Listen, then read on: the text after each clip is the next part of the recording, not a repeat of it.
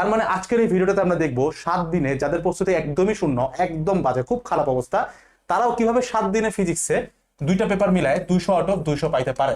তো আমি জানি এরকম অনেকগুলো ভিডিও তোমার দেখার কথা, কারণ অনলাইনে এরকম ভিডিও আছে, তোমার কাছে অবাক লাগতে পারে, বাট এটা সত্য। শুধুমাত্র এইচএসসি ফিজিক্স নিয়ে তুমি যদি আজকে সার্চ করো, একদম রিসেন্ট এই বছরের ভিডিও তুমি যদি জাস্ট দেখো, কাউন্ট করো, তুমি 2 লাখের কাছাকাছি কন্টেন্ট পাবা। তো জিনিসটা খুব ফ্যাসিনেটিং, খুব অবাক করা যে 2 লাখের মতো কন্টেন্ট, বাট স্টিল আমার কেন হেল্প হচ্ছে না, আমি কেন এখান থেকে কিছু নিয়ে আসতে পারতেছি না, সমস্যাটা আসলে কোথায়?